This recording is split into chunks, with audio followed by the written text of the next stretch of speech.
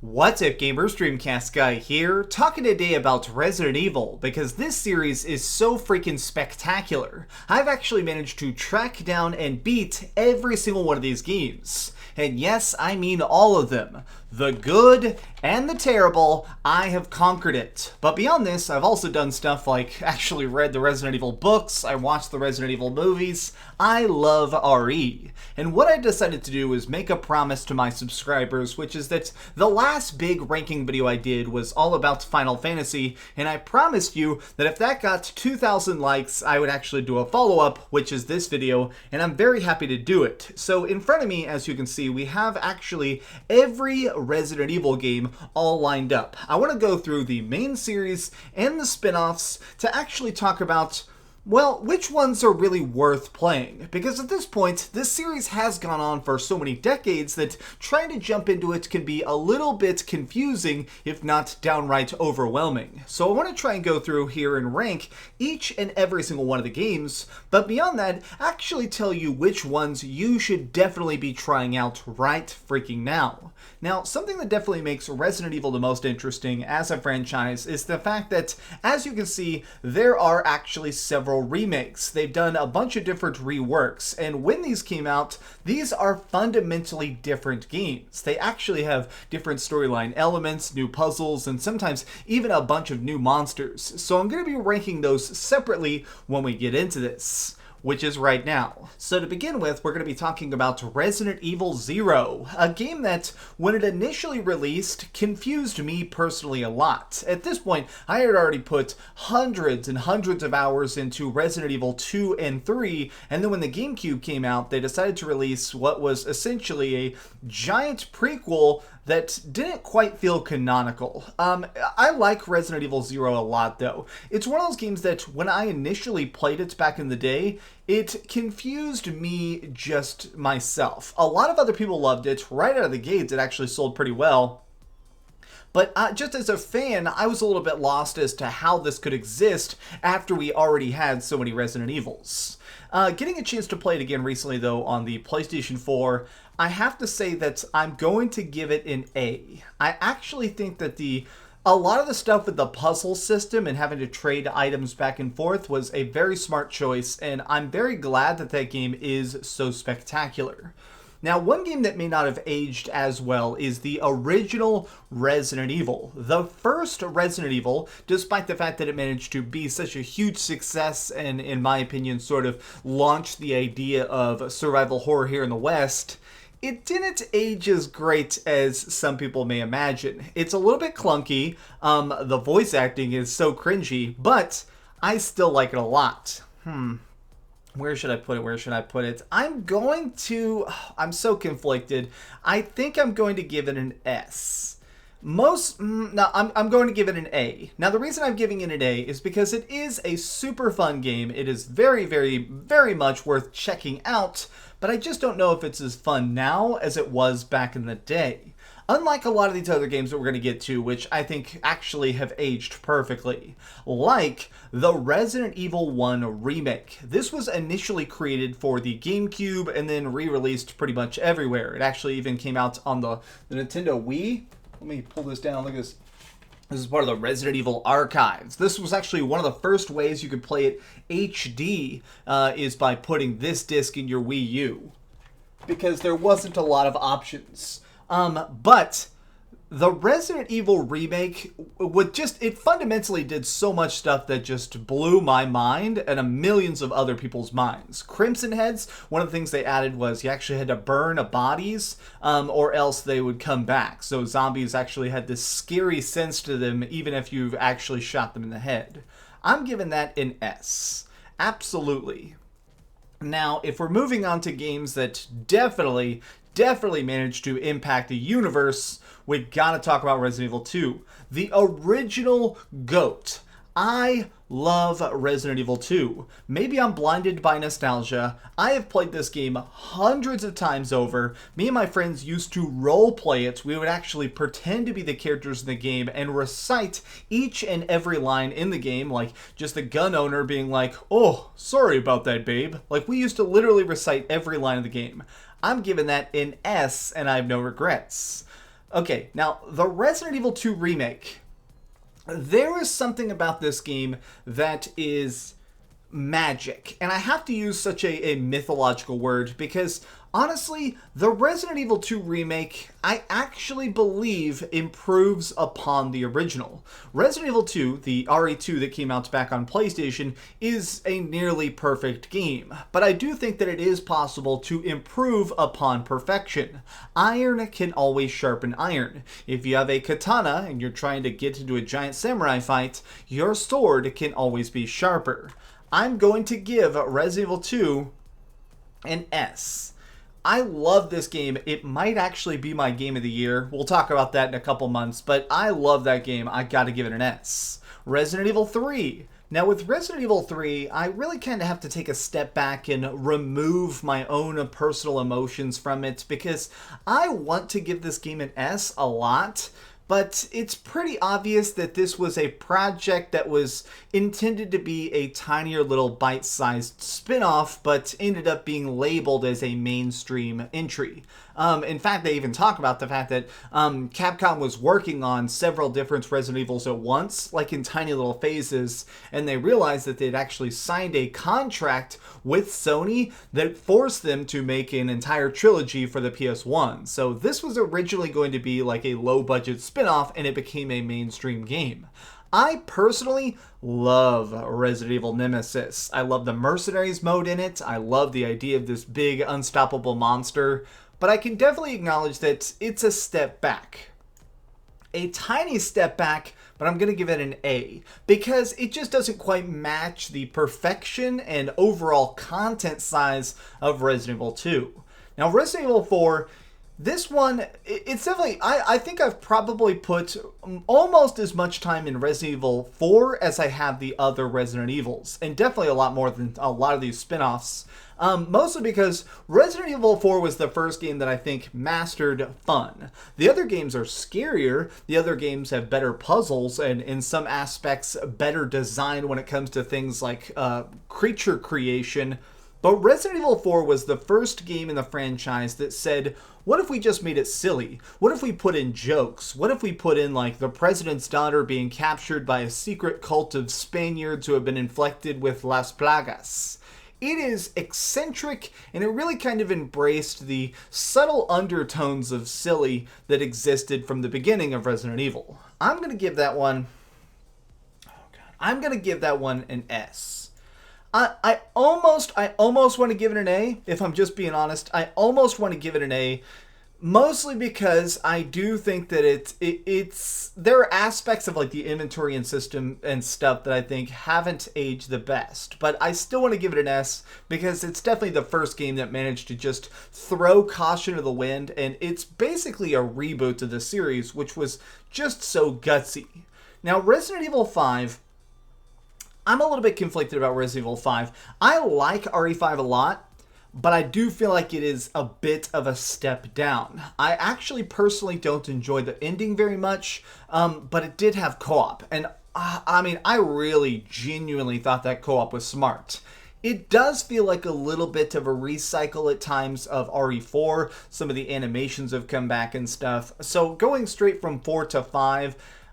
it's a little bit of a step down. I'm going to give 5... oh god, people are going to be mad. I'm going to give 5 a B. It's still a great game. You absolutely should buy it. I think it's like $20 on modern consoles. Definitely cool. Now we're at the first game that sucks. Resident Evil 6, despite being one of the highest selling games in the entire series, is easily one of the worst. Easily one of the worst. Not only is it bad, I'd actually say that this is one of the worst games I have ever optionally played, where I bought it with my own money, I sat down and I realized that I had gotten screwed over. Now, I do want to say, I think they tried. There are some interesting concepts in it. It's not completely unsalvageable, so I'm going to give it an E. It's not quite an F, but it's close. All right. Now we are up to the most modern of the Resident Evils, RE7, Biohazard. I played this game over and over and over. I actually got this game a little bit before release, and it was one of those games that really terrified me because it managed to bring back that isolated cold dread that not enough horror games really do anymore. It really kind of traps you in this idea of you're just screwed. There are mutant like swamp hillbillies who are trying to kill you over and over again, and they can't be stopped. I like Resident Evil 7 a lot, and I thought the DLC was also good. Oh man, where should I put it though? I'm gonna give that one an A. It's really good.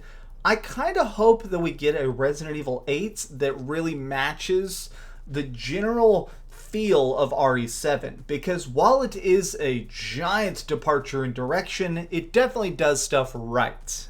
Alright, so now we're going to be talking about Resident Evil Code Veronica. I've actually beaten both versions of Code Veronica. You didn't even know there probably were two versions, but there are. There's actually a version they released on the Dreamcast, and one they released on the PlayStation called Code Veronica X. This is having me rate Code Veronica X. I personally like the Dreamcast version about 5% more. It just slightly edits a few cutscenes, but for Code Veronica X, where do I put this one? This one's a little bit tough for me. I really, really like Code Veronica. If I'm being honest, I actually think that Code Veronica is the most underappreciated gem of the entire series. People do not give it nearly enough respect. I'm gonna give it an S. I can't believe, even I'm stunned to be doing that, but I do believe that it is a game that managed to do so much dead on. Now, Resident Evil Gaiden, this is a tough one to talk about because a lot of people really despise Resident Evil Gaiden. Gaiden is like a Japanese word that actually means like side story or like for funsies. It's technically not canon, but man, do I appreciate it. It had like this really goofy system where like instead of just like aiming at a zombie and shooting at it, there'd be like this aiming meter. So when you bumped into a zombie, it would almost have like this JRPG battle with a little bar at the bottom of the screen, and you had to actually click shoot right as the zombie appeared on screen.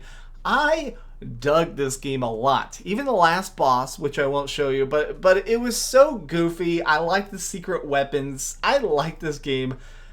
But part of this may be the fact that I'm obsessed with the Game Boy. I am a huge Game Boy fanatic, so it's kind of, it's irresistible to actually just want to like shower praise on it.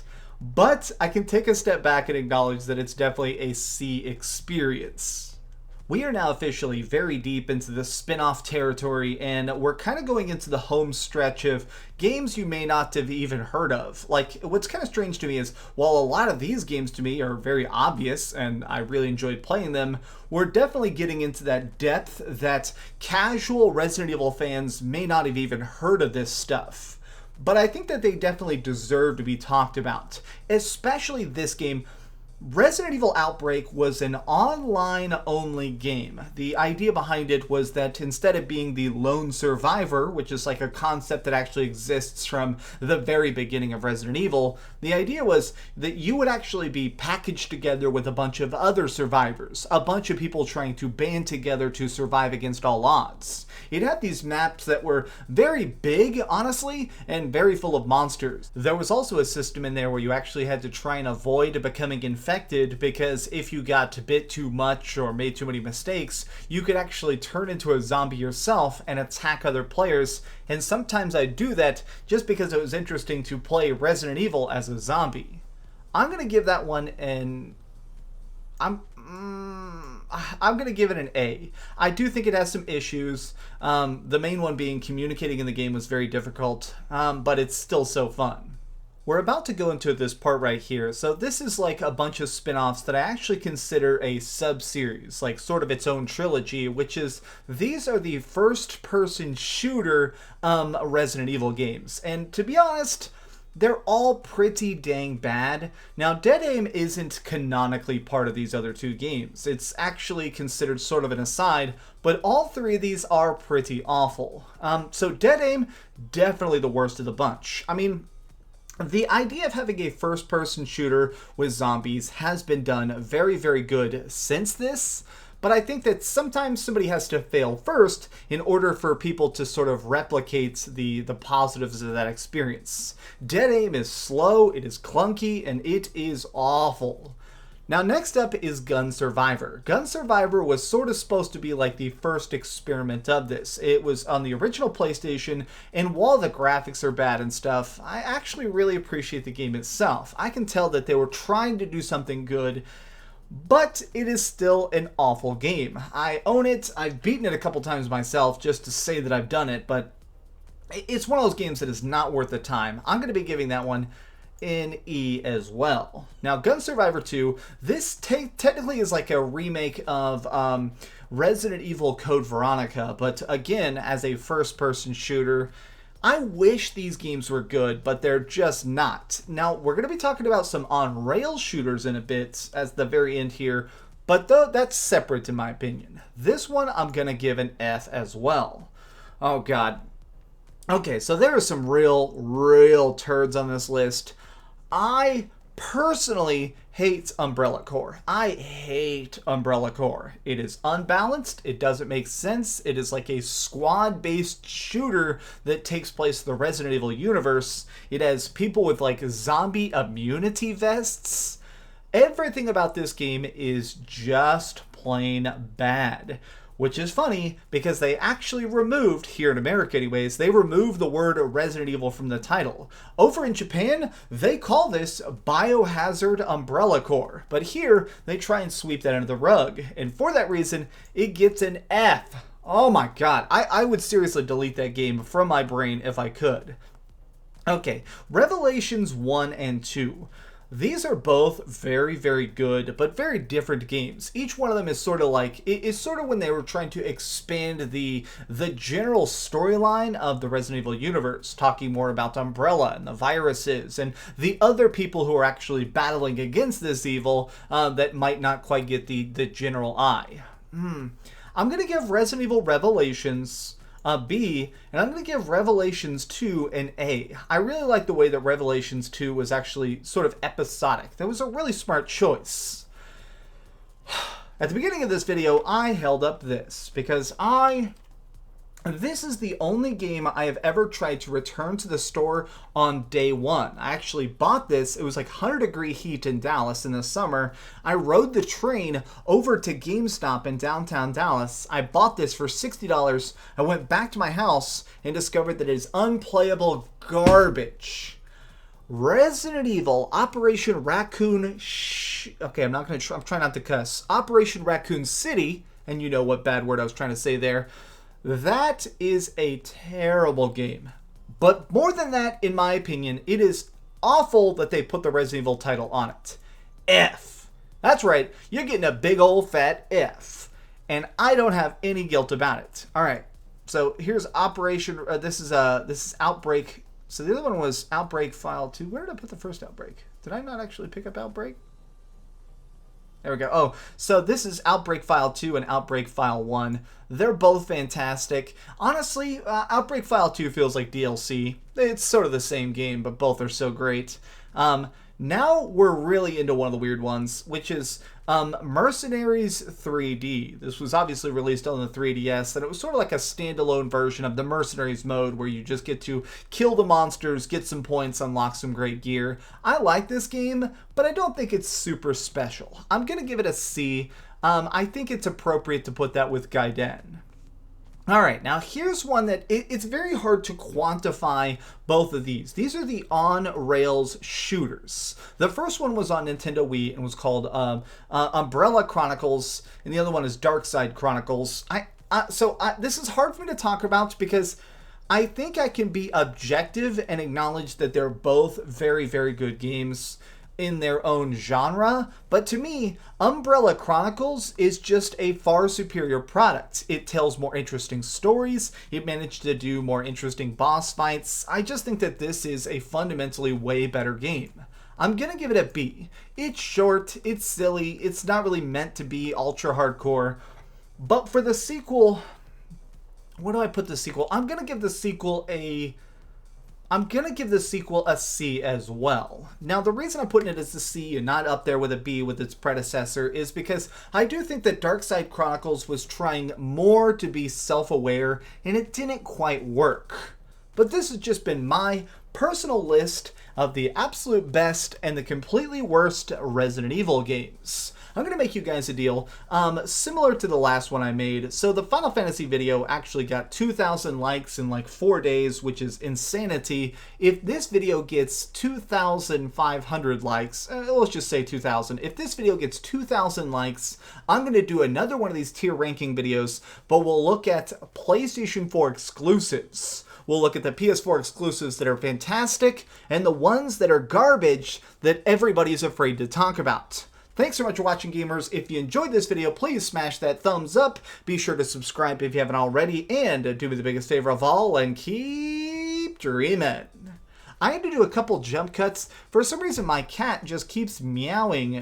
Whatever. He's really loud and needs attention. I'm gonna go pet my cat and edit this video. Thanks so much for watching that video. If you want to see something else, you can always click this link to see what I put up last, or, subscribe and see what's coming up next. Also, I promise that whatever I do, it'll try not to suck.